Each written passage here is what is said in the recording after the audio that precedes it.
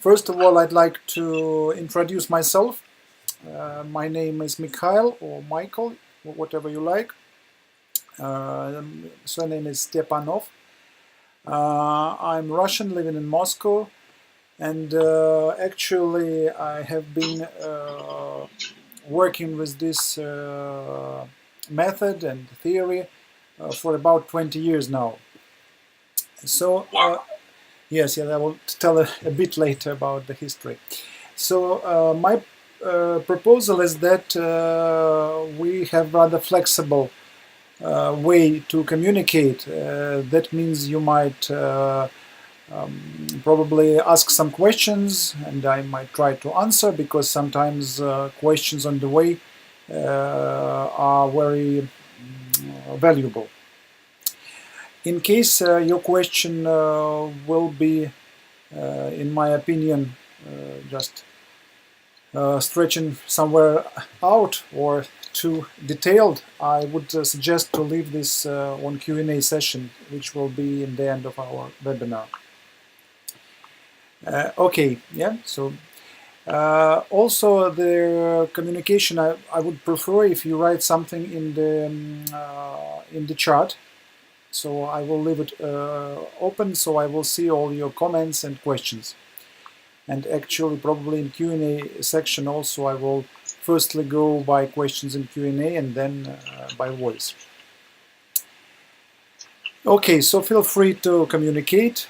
Any things that might be of discomfort, just also tell me or Rob, and we'll try to fix it up. Okay, so we start. First, a bit of history. So, as I've told, I have been dealing with this method for quite a while. Here is a Russian guy who was, as we see it, the founder or one of the first men who had developed this approach. He is Alexander Afanasyev. So when he just unfortunately he left this world in 2005. For me, and he had written a book called Syntax of Love. It's quite a thick book. I guess it's not yet translated into English. Still, that's probably one of the goals, just to do some things of it. So for me, I was lucky to meet him. And you see on the picture that's a few of his followers and students, and we discussed things and all this stuff, and then I've started also to develop my personal version of this theory as well. So this webinar is devoted to the introduction to the essence of attitudinal psyche, and in my understanding, actually this event is some acquaintance or some first try to see on your questions on what you know about this theory and about my understanding and my skills. So basically, I'm a trainer and a coach, and I have been delivering those lectures, webinars, and live seminars in Russia on this method, and I'm doing a lot of personal coaching on this method. Actually, so now we will not be able to speak really a lot about it because we have limited time, but still let's go on some basic main things, and then we can probably discuss how we can communicate for further information or for further research. So the essence of attitudinal psyche. So basically what I like the most in this approach is that it's relatively simple. Yes, probably some of you know different typologies like MBTI or Enneagramma or whatever. Some people, I know Rob does know socionics, which is rather complicated thing as well.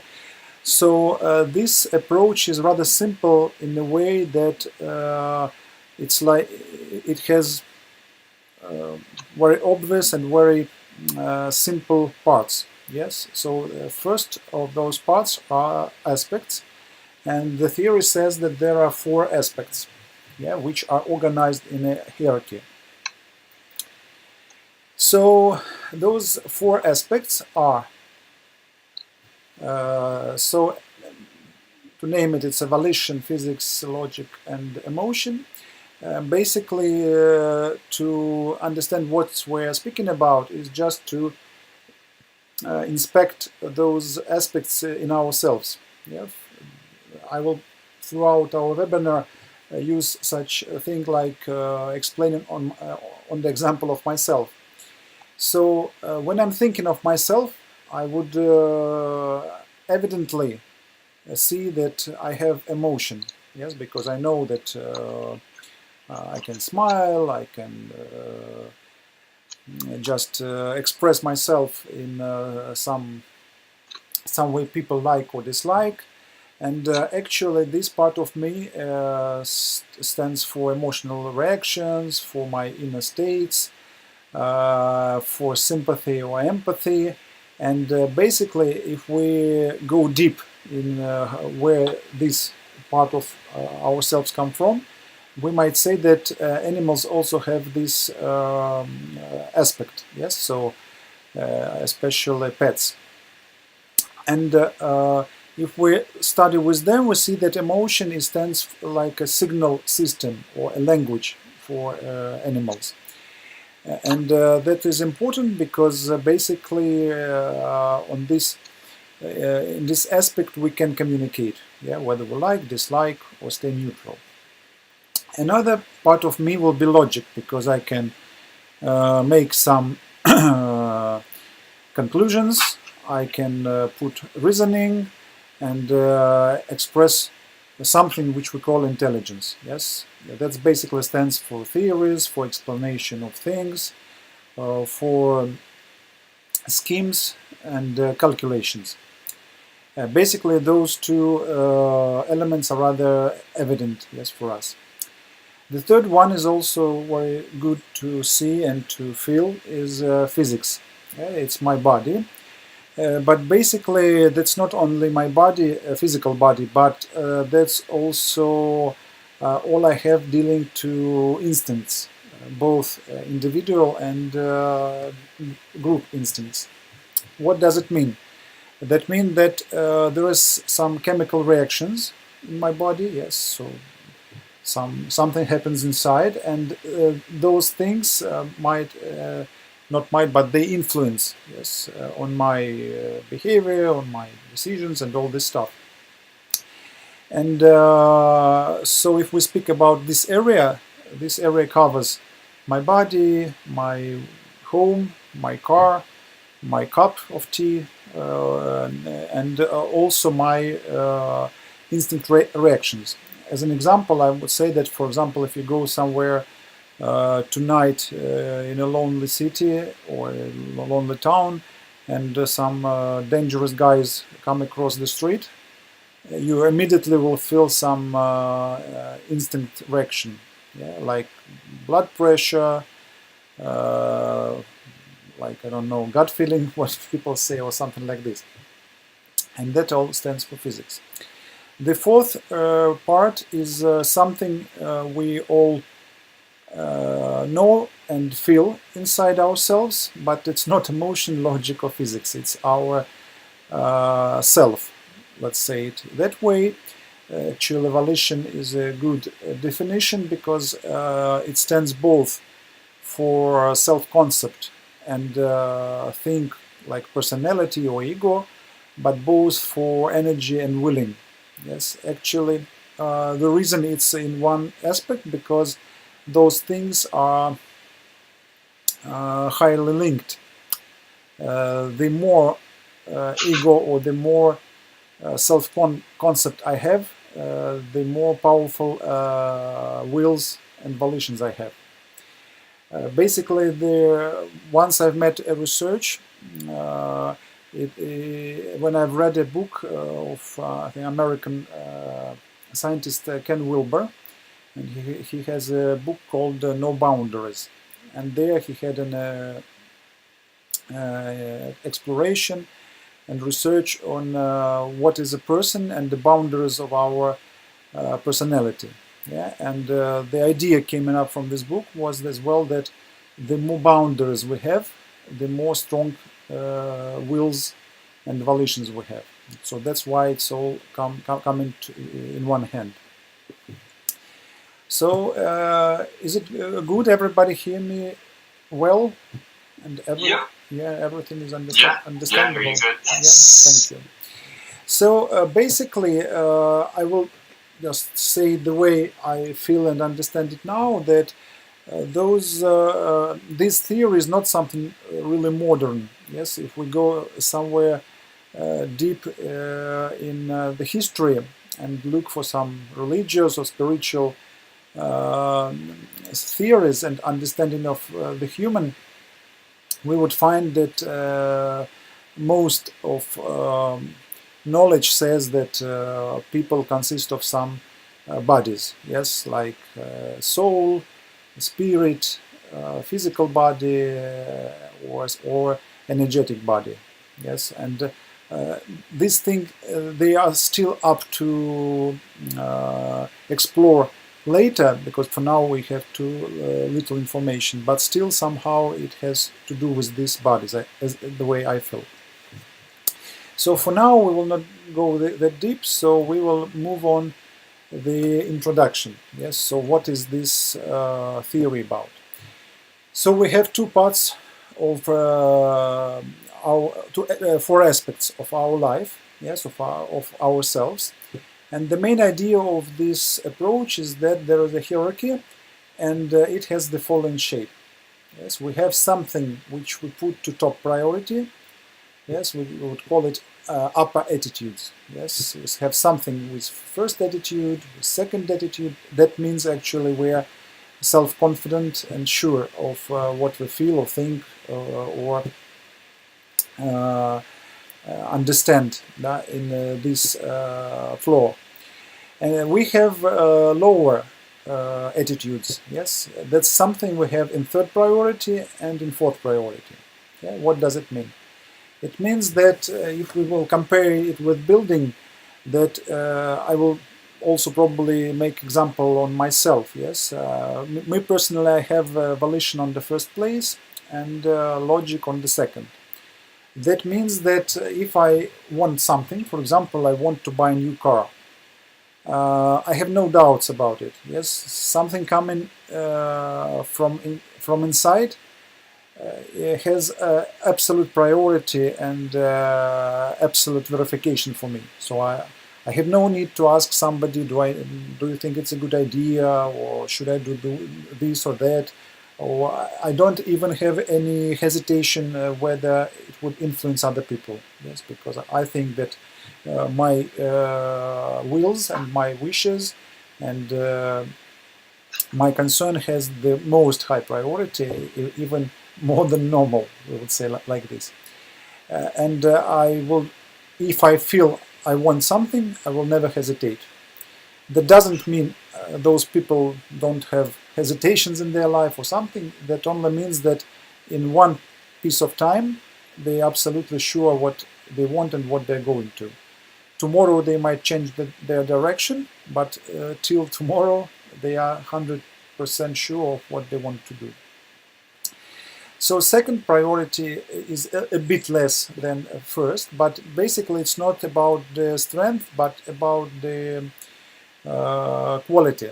So if the first is very straight and result, if we'll speak about this later, the second is more about feeling my personal things, but also acknowledging the same aspect or the same things in other people. Yes, so second priority is a little bit a bit milder. So if we go beneath the waterline, you see this building, it is reflected in the water. That's very good image and picture, because that means that I see this building, but I'm not quite sure. I see it through reflection. What does it mean? Yes, on my example, I have a third attitude of emotion, and that means that if I feel or express some emotion, I'm not quite confident of myself, and I'm not quite sure I'm appropriate or I'm authentic. And what I'm expecting is that other people get in touch with me, give me some feedback or some reaction, and following their feedback, I will understand that I'm great in emotion and my emotion is appropriate. Yes. So that's probably somehow hard to get, might be from the first time, but when you start looking at this, especially when you know your personal type, that basically gives a lot of understanding and clarity. And the fourth priority, it's the least. That means that I'm absolutely ready to look for other people's opinion or other people's reaction, and also reflect my personal things. So to be more precise, we can say that, yes, so this slide is about what I've said. Yes, that to our upper aspects they are confident, and our lower aspects, they need some kind of confirmation from the world or other people. So if we put it in one scheme, and now we know that two aspects for each of us may find their place on the first and second attitude, and another on the third and fourth, and every person have a different set of aspects. So what's happening is, wait a moment,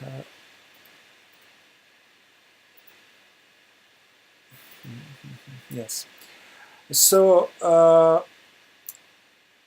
the idea is that if I'm confident and self-confident, I have quite some kind of unity inside myself, yes, or wholeness. That means that what I think is right, or what I wish is right, I just take it the way it is. If I take my lower attitudes, that means I have some duality. Yes, it's something I feel or perceive or think, and something people give me feedback, or people make me feel, think, or wish. And that means that I have to somehow reconcile those two things for third and fourth attitudes. And that means that if I communicate with the world, with other people, there is no problem with the aspects I have on my first and second attitudes, but on the third attitude, it will split. So if my self-reconciliation or self-confirmation is okay, and I'm feeling I'm fine, I've expressed myself, so I've had the most excellent marks from people, so I call it self-expression and courage. So I feel myself very good, and the energy can go to my fourth attitude, to my fourth aspect. And what happens there, that I start to feel everything very good, and even with my fourth attitude, I'm connected with the world very much, very good. But if I have stress or fear, for example, with my third emotion, I've tried to be nice to people and to say something, but actually for some reason I got some inappropriate feedback or reaction, I might be really stressed, because that means that I was doubting, and my negative doubts came to life. Yes, it's the way I perceive. Yeah, because of course the world is neutral. And in this case, I will fear, stress, and fear. And my fourth attitude will receive no energy. So that means that I will stuck in my third function. So, for example, if I come to a new company, for example, for a party, and the people don't like me, or they are starting to conflict with me, or whatsoever, and my third emotion says, "Oh, people don't love me here, and I'm stressed. I cannot do something so people treat me nice." I will have stress, and my fourth aspect, and I have physics, will be, let's say, out of charge, like, yes, out of electricity. That actually means that it will work, but I will not be in the contact, or I will not feel it. So that's the main scheme. So the next thing is the picture I've taken from the site, Attitudinal Psyche. And you see, here comes 4 good words describing those 4 attitudes. So first attitude is confident. Yeah, that means that I'm confident even if other people don't support me. Yes, so people with first attitude, they might say that even other people don't support me, I'm still sure and I'm still confident about what I want or think or feel. Second is flexible, which means that people feel their own things inside, but they also communicate with others, they take it into account, and still they usually find some compromise, and they actually focused on the process. So the third attitude is our most vulnerable and most of high attention flaw.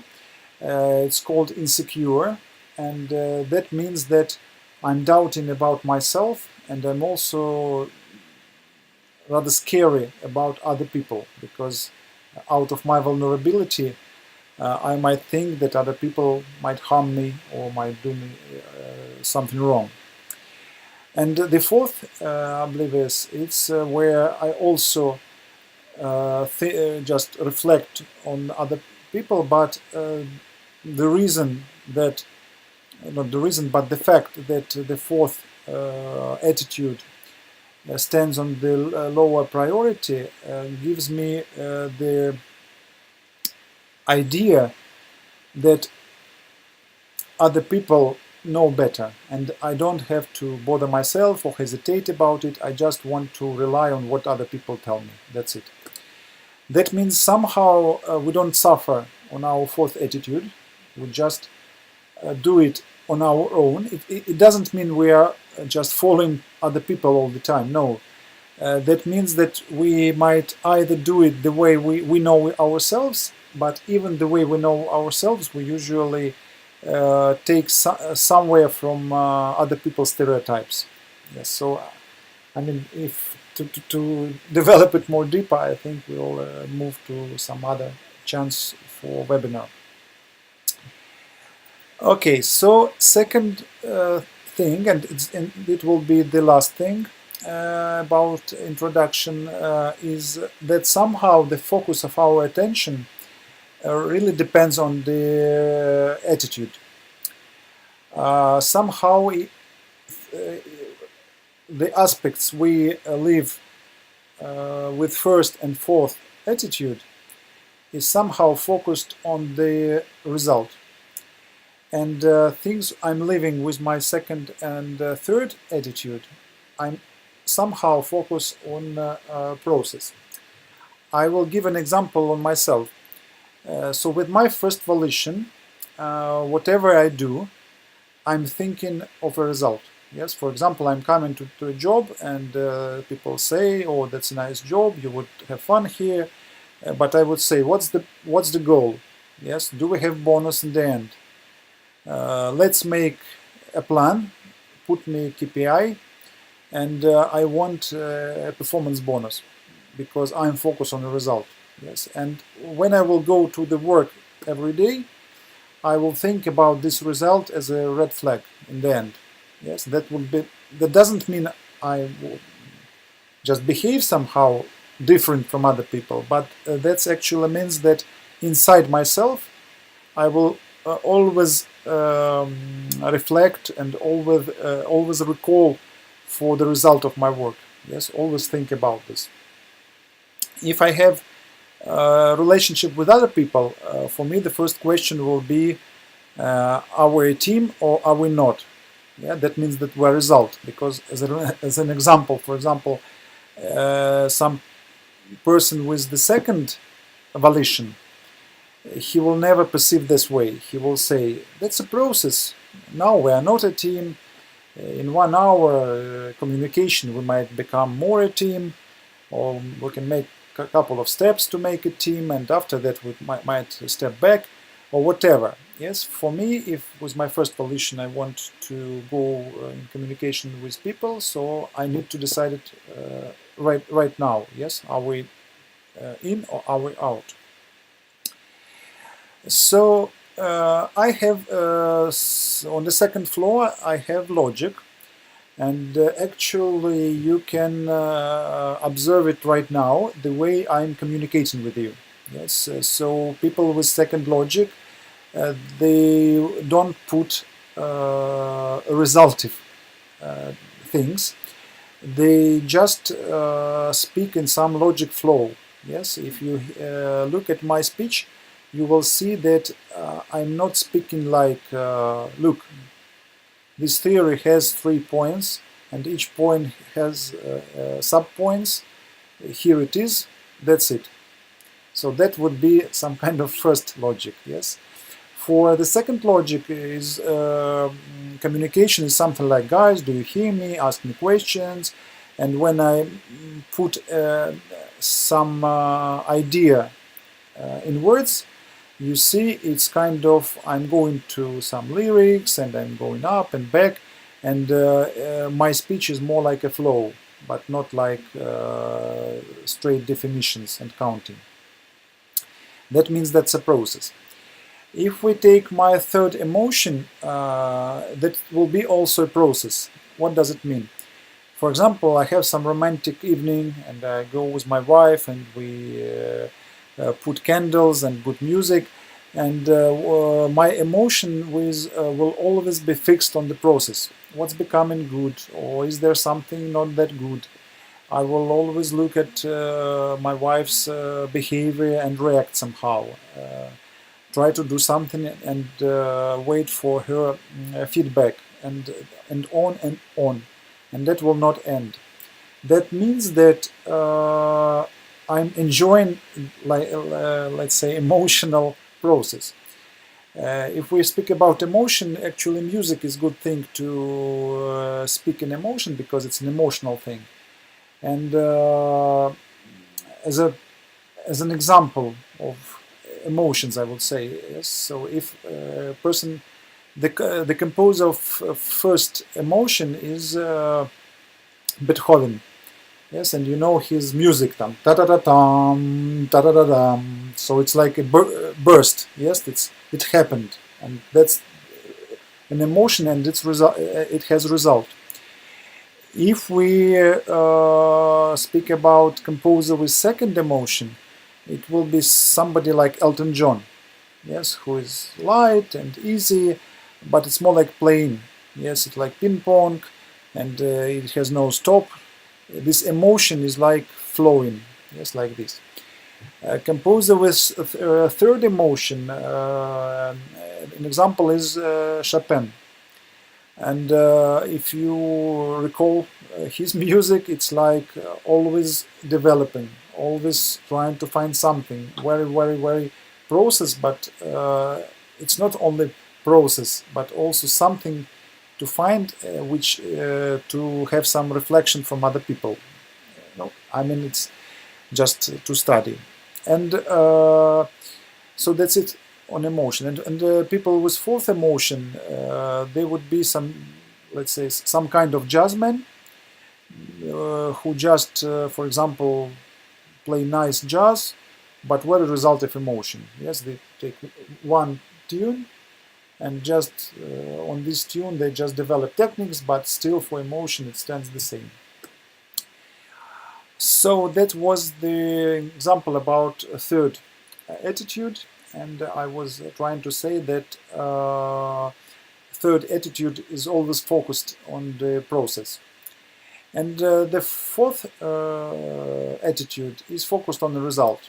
Yes, very similar the way the first attitude does, but a bit different, because first attitude is always knows how is good by itself. Yes, a person always have all the answers himself or herself.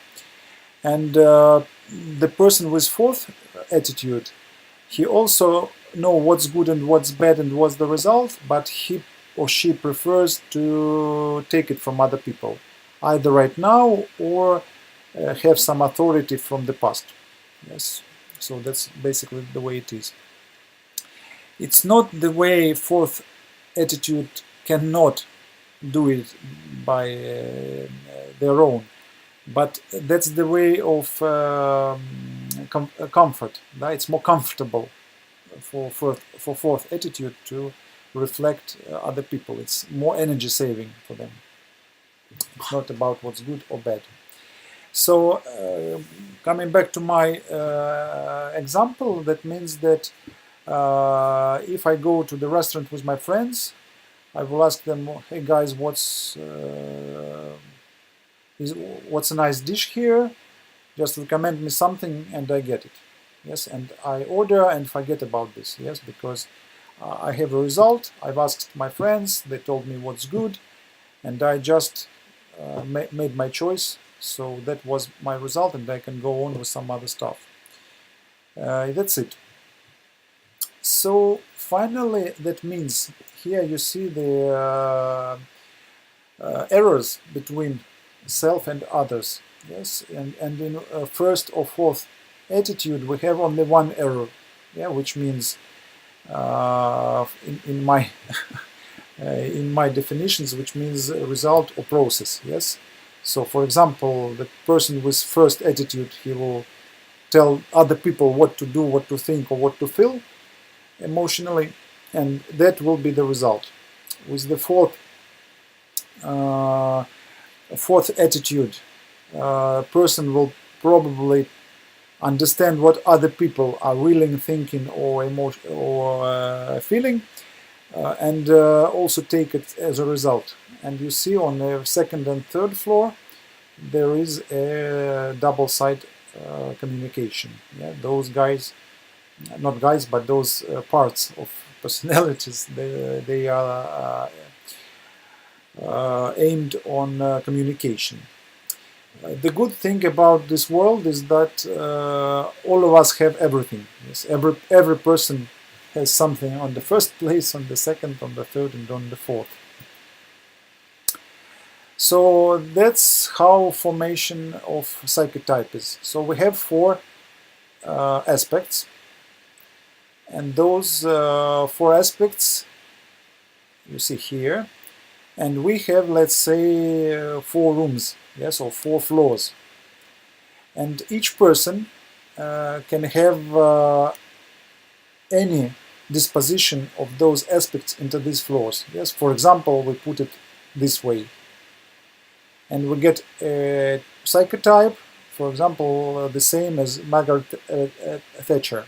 Yes, and you all know her and know for sure that he has first volition, and her nickname is Iron Lady. Yes, because she is very malicious and she is logical. Yes, and very, very how it's called, cautious with emotions. Yes, very not showing them and not using them because she's not that confident. If we take some other person and make some other combination of aspects, we, for example, may come to some other guy like Nicolas Sarkozy, and he has absolutely other behavior and other way of perceiving the world and acting in the world. So he will have something like the first emotion, he's emotional. If you see his interviews, he is always expressing with his hands and has very rich mimics and all this stuff. He is very logical and can answer any questions. He's not, he's self-confident in logic, yes. And his third volition, that means that he might be non-confident of himself. Unfortunately, we cannot see it obvious because he's a politician. Yes, like he has some social behavior, but still, if we explore his life and career more precisely, we might find some proofs of this. And physics, that means that inside himself, that's not an obstacle for him, so that he'll probably do the way other people do. Yeah, so he will not pay too much attention to these things. So therefore, we have 24 combinations exist in total, and that's a huge number. But good thing we don't need to remember all those 24 combinations or to study those types. Why? Because we usually study person or inspect person by one aspect. Yes, for example, we can say we are looking for example, in my company, we're looking to hire a new financial director or CFO. And for example, we might think, what kind of CFO we need in terms of logic? And these theorists say that you have 4 types. Yeah, you have first logic, second logic, third logic, and fourth logic. And those 4 types will have 4 different qualities. Yes, and you can, for example, first 2 means that he will be very self-sure of what he says and think, and he will be very, very confident. If you have a person with lower logic, that person will be hesitating and doubting about his own thoughts and conclusions. But it's not about good or bad. It's like everything has its merits and demerits, yes, and that's basically depends on what you want, but not about what's good or bad. Or the other way to use this theory is just to go not by aspect. Yeah, the first example, you take one aspect and you have 4 types of person. Yes, 1, 2, 3, 4. Another approach is you take, for example, first attitude, and again you have 4 types. Yeah, on the people with first attitude, you have first logic, first emotion, first volition, and first physics. Yes, and those guys, they will express the same way but different aspects of their life. Okay, so here I come with some brief example. Yes, basically one of the main questions usually asked about theory like this is how can we use it in real life? Yes, or is it useful for my life?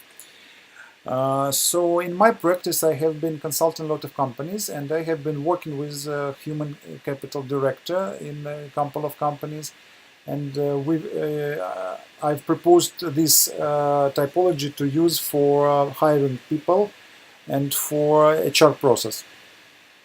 So basically, I will now give an example from the point of hiring a leader. Yes, so let's say we're looking for some person to lead a team and to gain some profit for us, to gain some goals. So what type of leaders do we know if we know this attitudinal psyche approach? So we have 4 types of leaders. Yes, the first type is first volition leader, And that's something we might know from history or from movies, because those people are rather bright. Usually they are heroes. Yes, that means that it's very ambitious. Usually that is a very ambitious person. He has ability for extra effort, and very result focused, very, let's say, has principles and goals and ambitions. The style of this person will be to set goals and get it. And for other people, he or she will be perceived as a very energetic or charismatic person. And some people will not like him because they will say that he's a pusher, or like he's a train. And he's always forcing people or doing this or something like this. If we go for some examples from real life, for example, Arnold Schwarzenegger, yes, his character in the movie, he's usually the first volition character, yes, because he's very energetic and he just looks at the goals, and he don't usually goes for compromise. Yes, very, let's say, tough people. Yes, they are really tough. If we hire that person to be a leader in our team, so we have certain payoff, so difficulties with this person. So the first difficulty is those people live in always their own way. They will in their world perception, because of their wishes and their volition are the most priority for them. All the world, let's say, serves them. Yeah, that means that if you take this person to your job, your company and yourself and your job all will be kind of a resource for those people. So somehow your company will serve their people to get their goals. Yeah, it's funny, but that's the way it is. That means that if something goes wrong, those people will leave you with no doubt. Yeah, they're very no problem with decision making, very quick and very tough. And if you want to be successful with these guys, you need to make an agreement with them on their ambition. Yes, let's say you make this project, or you build this team, and we give you a big bonus. Yes, they say, okay, it's a deal, and start doing. So a second difficulty is not that easy to work together with other bright people. Yes, it's in Russia we have a wording saying that two bears cannot live in one log. That means that this type is rather might be commanding or directing, and they might give directives all the time to other people. Yes, and if you have two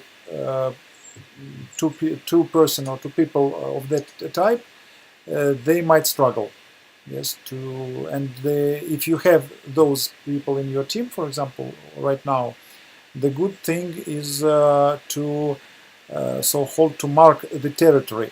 Yes, which is, speaking in other words, to split the responsibility. In this way, it will be good, because each of them should be the king of their territory. Actually, the cartoon or animal prototype of this type is lion. Yes, so or a king. And sometimes the difficulty have to put effort to be a team player, delegate responsibility. That obviously comes from what I've said. Yes, because they are strong guys and they need to put effort to be a team player.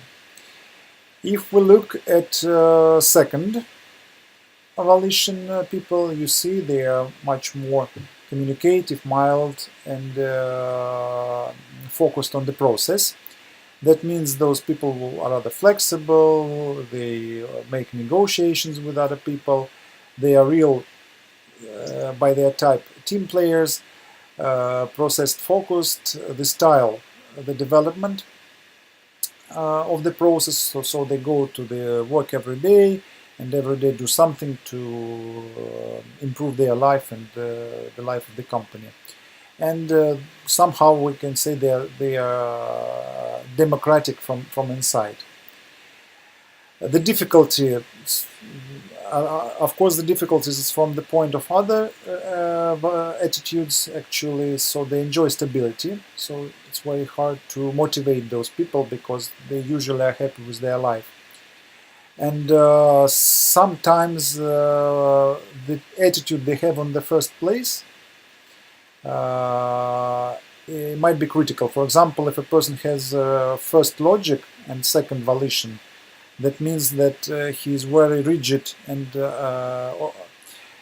straight with his logic and self-confident, and his second volition adds stability to this. Yes, so it's not that easy to push this person or to make him change against his will. So if we go to the third type of leader, yes, with third volition, we now cross the waterline, and the main thing about third attitude is uncertainty, or let's say some need to approve he or herself. Yes, so those guys, they somehow will always act to make some movement, to make something which will show themselves and other people how great, how cool they are. And they might be really different players, actually very good actors. Many actors have third volition, and a lot of attention of all the society of other people are attracted to those type, because you see those people have inner conflict, and it's always interesting. Many movies and dramas have to deal with people with third volition, yes, because their character is very complicated. They don't know what they want to prove something for themselves, to show off, and all these things make them very attractive for scenarists and for literature and movies. So their strong things are creativity, boldness, and easy startup. They have an ability to select bright people. Their style, quick start. Actually, many people of that kind are start-uppers. Yes, startup is very good for them. Yes, because involves this creativity and all these things. They usually have outstanding communication skills and abilities for PR and self-PR. Yes, so that's it. The difficulties, it's problems with responsibility. I put it in quotation marks because they don't feel the same. People of that type, they will not agree. That means that the responsibility in sense of first and second volition. Yes, so that's the thing. So deceived expectations of other people. Yes, it also has to do with those, because those people are very flexible, let's say, and somehow trying to find themselves, they of course cannot give any stability to other people. And vague and hardly understood motivation from other psychotypes' point of view. I will finish this type saying that Russian writer, well-known Fyodor Dostoevsky, he is the person of that type, and many main characters of his books are also have to do with third volition. And actually that's why Dostoevsky is considered that interesting author, because he is describing the third volition, the way it goes in. And if you want to study this, read Dostoevsky, and that's it.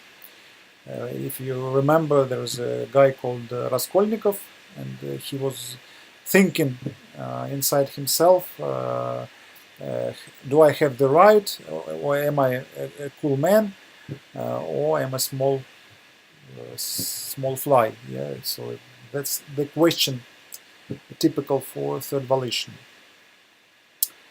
And the fourth, I'm sorry, we're a little bit out of time, so I hope you have extra 10 or 15 minutes.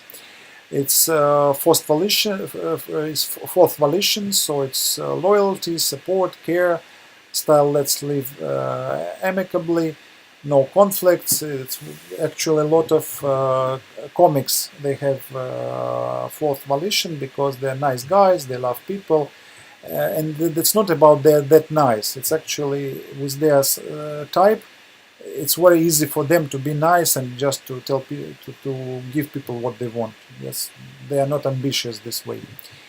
And difficulties that should be in the field of their leader, sometimes tend to please other people and take extra burden from upper level and their employees. Yes, that's also happens sometime in their behavior. Yes, and that's why I say if you so my conclusion about the leaders, if you try to hire a leader, it depends on your goals and on the circumstances. Yeah, for example, if you have to make a breakthrough, it's better to take a first volition leader.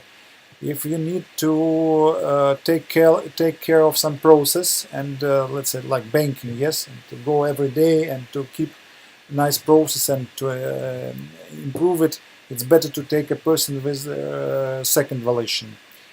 If you want to make a startup, to do something incredible, to need some communication with government, with investors, with clients, and nobody what to do, and everything is vague, a third volition is the best guy to do this. If you need to have something really loyal and follow in your way, a fourth volition is a good leader for you. So that's basically it. So here is my mail and telephone in case you need or have any question. So I think now it's good time to go for Q&A. Yes. You can write in chat. Yes, ever. So I will read for everybody. On the third, you mean slide, I think, yes? I will. Yeah, there was a slide where it said third can break into either autopilot or total perception. Yeah. Yes, that one. Yeah. Yeah. The love is the topic of third emotion. Yes, the third. If I don't feel loved, it affects my physics, which is yes. So that affects my physics because it is on the for me it's on the fourth. Yes. So that means that if I don't feel myself comfortable with emotion, my attention doesn't come to my physical body and the instincts. And out of my experience, that might mean that sometimes I even might not eat. I might not keep an eye on my clothes or in just warming up, and I might get some ill. And that's actually I should do. Triggered insecurity. The function cause similar to this insecurity functions like the below. I would probably say that it's like the word autopilot is very good because for the fourth attitude there is not that I suffer a lot, but it's like say I don't feel this this aspect. Yes, so for example, I can forget to eat, I can neglect my appearance, because when I'm really stressed, for example, I go to work and somewhere on the way I realize I didn't wash my face or I have something with my hair, but I was so busy I forgot to look in the mirror. That means my fourth physics failed. Out of curiosity can trigger security, and third function also cause fear and other normally confident functions like first and second. I would say that they would try to defend you. Yes, for example, if I'm insecure in my third emotion,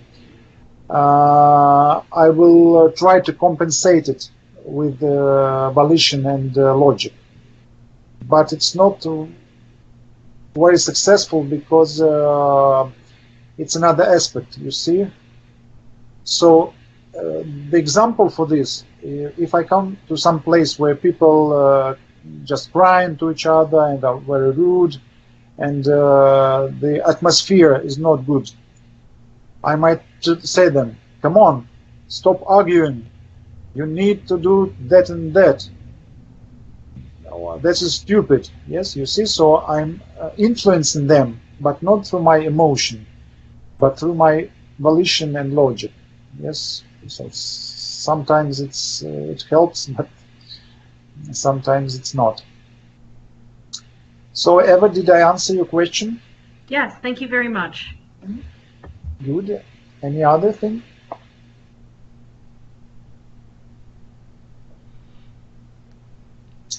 Rebecca is typing, yes, okay. How can this system be used to help people grow and improve? As a tangent of this question, are people's stress often a result of the better function? What are some ways people can come to the more secure of the third and fourth emotions? So I will first answer the first part of the question.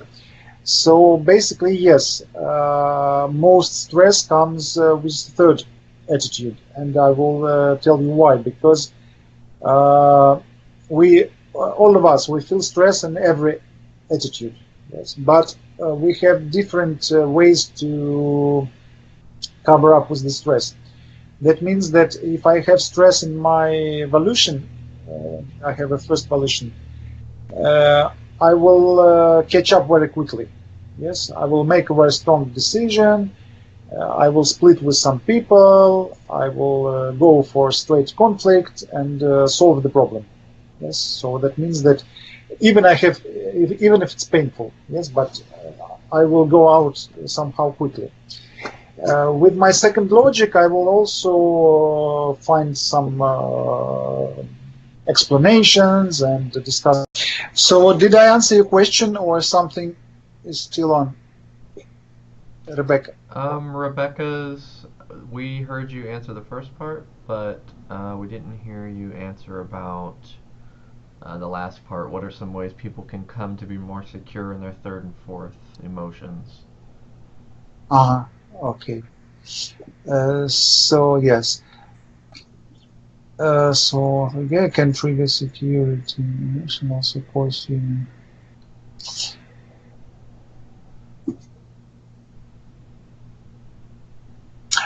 I would say my understanding that the other side. So is it? Do you hear me, everybody? It's okay. Mm-hmm. Yeah. Yes. So Yes. The way I would say that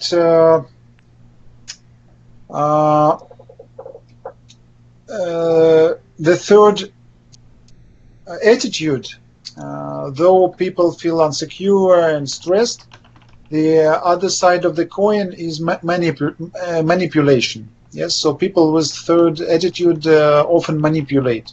Yes, and it's not something they do on purpose, but that's something they do automatically out of the quality of the third attitude.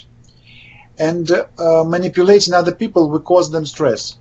Yes, that's why, yes, if we act out of our third attitude, and for example, I have my third emotion, and I come to some company, to some guys' community, and start to do something with my third emotion, I might influence to people with first and second emotions.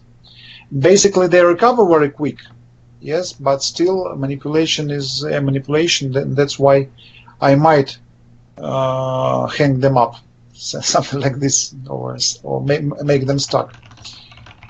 So that's it. So the next question for Rebecca: how do you believe a person's PI type comes to be? And what is its PI is Psycho Yoga? Yeah, what is yeah, that's another. Yeah, that's what it stands Yeah. for. What do you believe a person comes to be? Is it learned or developed in a person's and what devices do you believe let themselves in that? That's a very good question. In my opinion, what I see is that people are born with their types, and actually I have two children, two boys, and I've detected and defined their types right a couple of days or months from their birth. Yes. So actually that means that somehow we come to this world with some specific type. That's the way I see. The interesting thing that animals also have PI types, as I've seen dogs and cats for sure show all the qualities of the types. Ronaldo types about changing over time. So what I would say that they don't change over time, but their way of expression might change radically. What do I mean? That, for example, your third attitude might be closed, stressed, and conserved for the moment, but some other part of your life, it might be expressed, and you have courage, and you feel the life, and you enjoy it.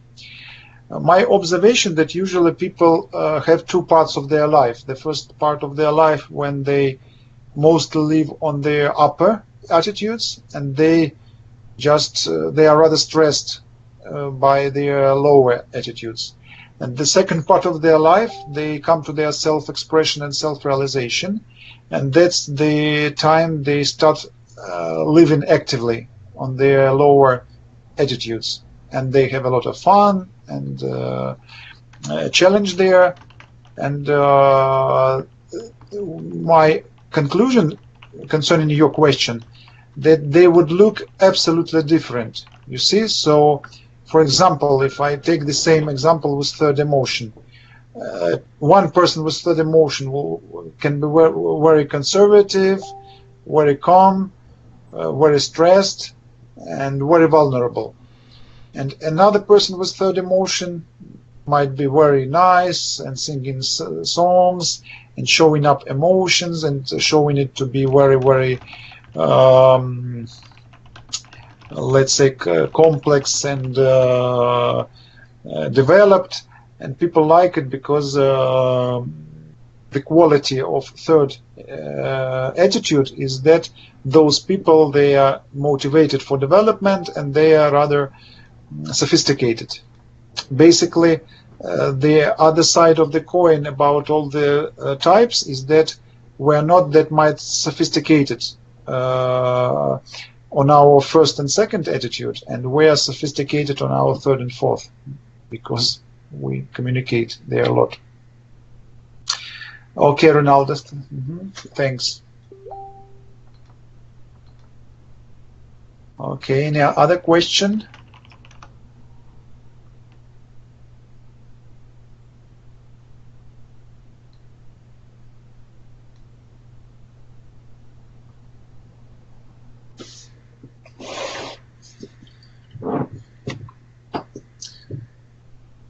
Okay, evolution is often described as being concerned with social dominance and social hierarchies. However, from the way you described it, it seems like it can manifest as more individualistic tendencies. Is this correct? Okay. So I think so. What I've met in my practice, that some people prefer social realization, and they show up a lot like leaders and managers and people with this dominance and social hierarchies. But still there are some people with first volition who prefer to put their effort to themselves. For example, that might be some yoga people or scientific people, or psychologist or whatever. So those people, they let's say, just turn their arrow to themselves. And in this case, they don't much show dominance to other people, but more, I would say, that show dominance towards themselves. Yes, that's some kind of discipline they have. There might be also some interesting cases when people with first volition have very democratic views. In this way, they would be very, very democratic because of their approach, but they will be very dominant in this approach. That's a paradox. Okay. Could you say, so Crystal, could you say more about how we are positive, confident in first and second, but more sophisticated in third and fourth, but it's negative attitude? Should have thought we would be sophisticated in the areas we feel confident, more practice, etc. Yeah, very good question. Thank you. I will give you an example in physics. My observation that most people engaged in fashion business are all third physics. For example, all models, almost all models are third physic. And designers, yes, like landscape designers, fashion designers, a lot of artists, they are all third physics. What does it mean? That these people, they are doubting about themselves, and that gives them motivation to do something great and to reconcile it with other people. And that means those people, they will go to some fashion field. And what is fashion? Fashion is something you put to public, and public accept it or not. Yes, and that's exactly what third attitude implies. Basically, the reason why third and fourth attitudes are more sophisticated, because all of us are communicating with people and reflecting and receiving feedback, and we don't need to get it with our first and second attitudes. Yes, that's why, let's say, another part of the coin of our stress and fears is that we are getting sophisticated in our lower attitudes.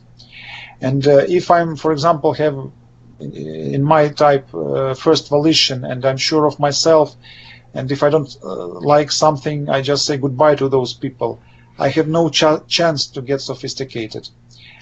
Although my observation about myself, I have become more sophisticated with first volition because, let's say, life beats. Yes, and there was a lot of things that had shown me that my first volition is not that powerful.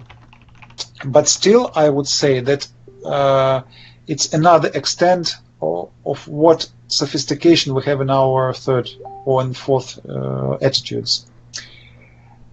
Okay, so you think because of the insecurity they feel that they try to compensate and put more effort there? Yes, yeah, I'd say so. Yeah. Actually, the interesting thing that it's so because that has to do with psychotype. We don't usually aware of this. Yeah, it's like automatic, because for me, before I came across this theory, I was really sure, I was absolutely believing that other people are absolutely like myself. Yes, I was thinking that we're all the same. And for example, if somebody was very strong in emotion, I was saying, oh, that's a cool guy, he's very, very strong in emotion, because he's like me and he can, for example, put off emotion all the time.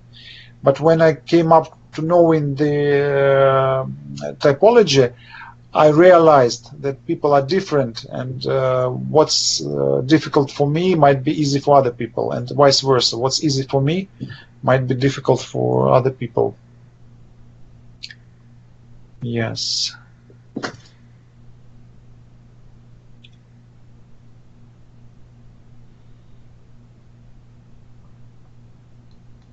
Okay, we're waiting for some other questions, so Anselm Lim is typing.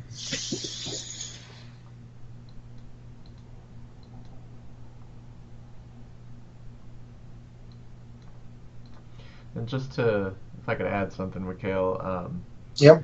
Sylvia and I have been doing a lot of the questionnaires and the research, and what we've found is that with the third attitude, people can go either way with it. They can be very willing to tell you about the complexities that they think about within that attitude, or they can completely ignore it. It can kind of look like the fourth attitude. So I think it just depends on what part of their life they're in, or what phase they're going through. It's been really interesting, but you know, at the end of these assessments, they still have very congruent attitudes about the third. So it kind of supports what you were saying.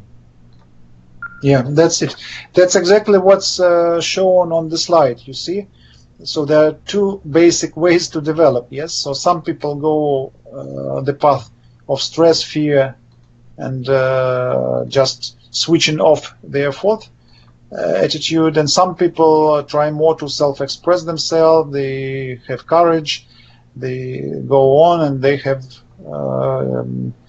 as a reward, they have their fourth attitude on.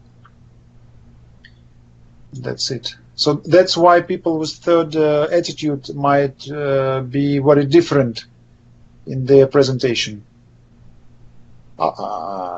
Either reserved or very bright. Yes, okay, so there are some questions.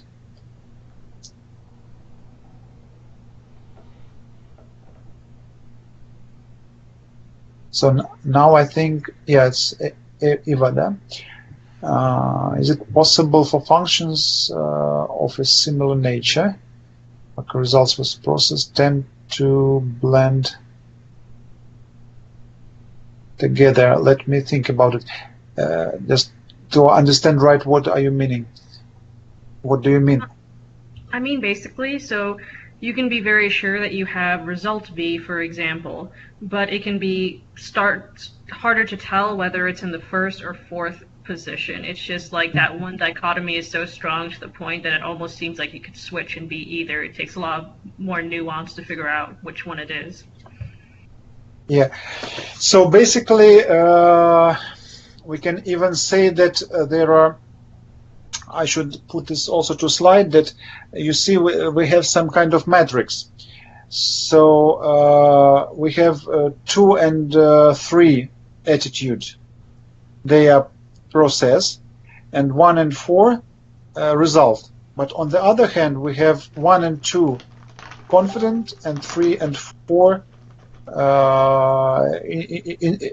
uncertain.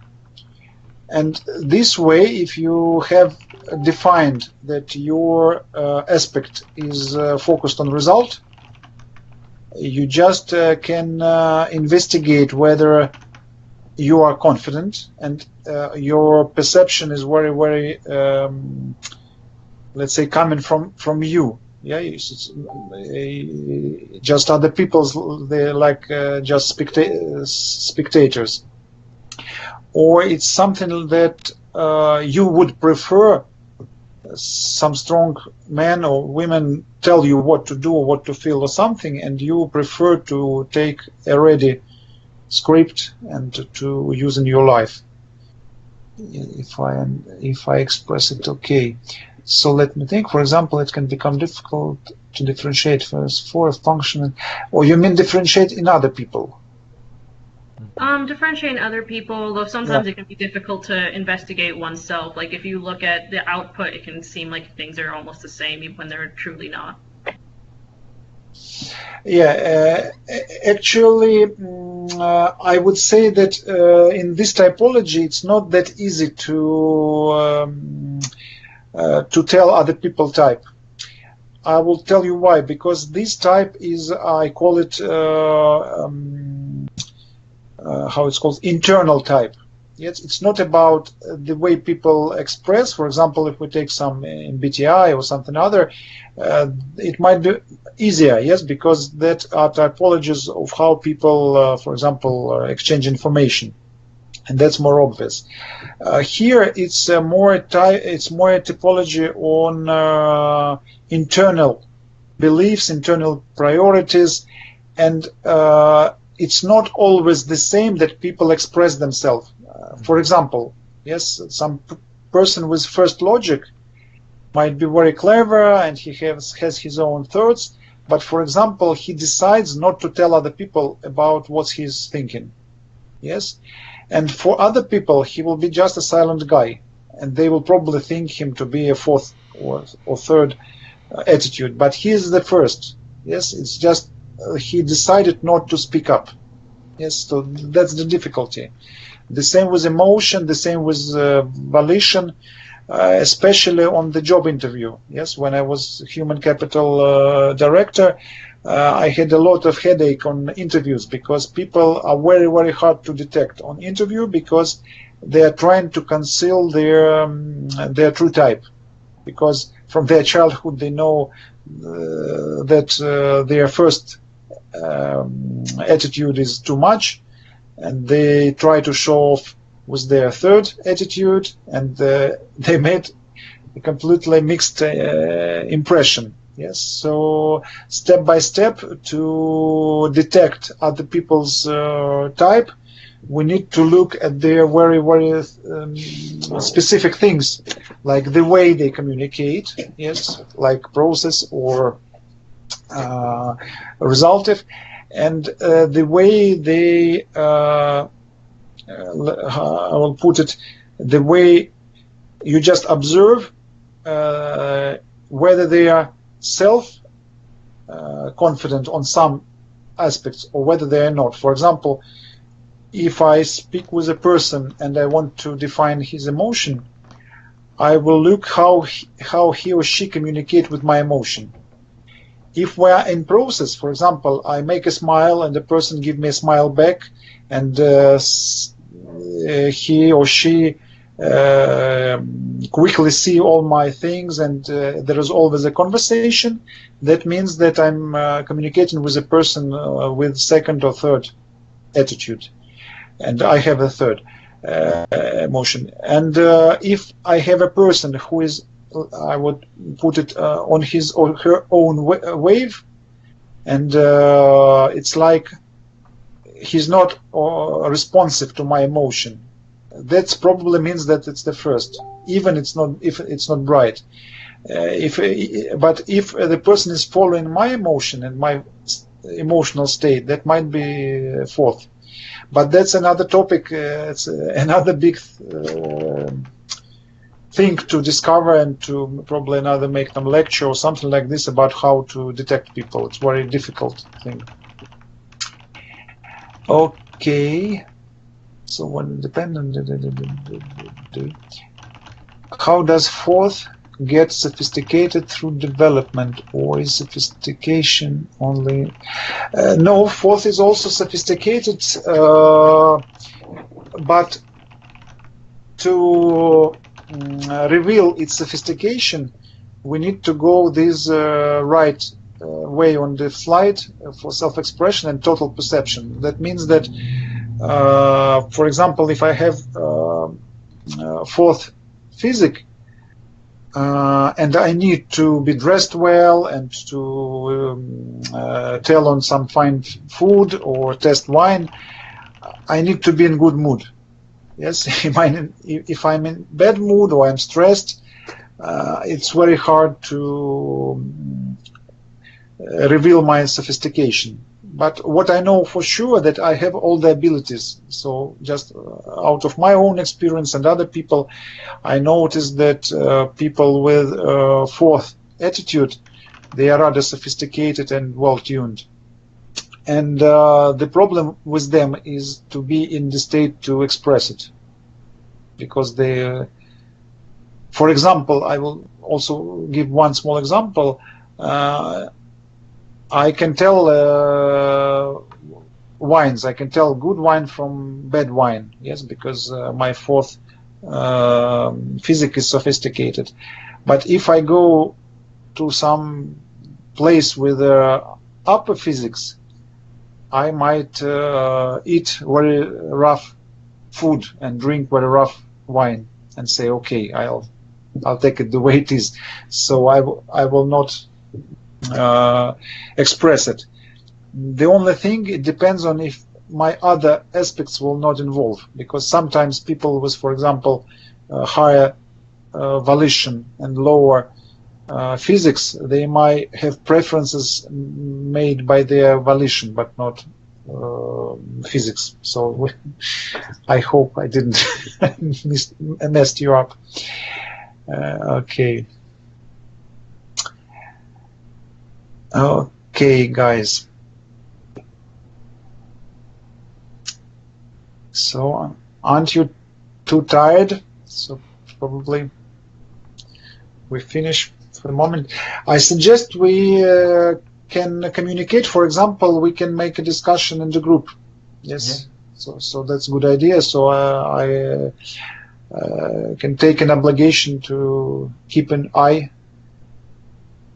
Yeah, thank you very much for listening for me. I've told already to Rob and Sylvia that it was a great surprise for me that people all over the world in the United States are interested in this approach, and you have your own research. I'm going to find time nearest future to go through your test, which you put in. Very, very interesting, and really looking forward to communicate and discuss different aspects of the theory. So thank you very much for your attention and for your involvement. Thanks a lot, Mikhail.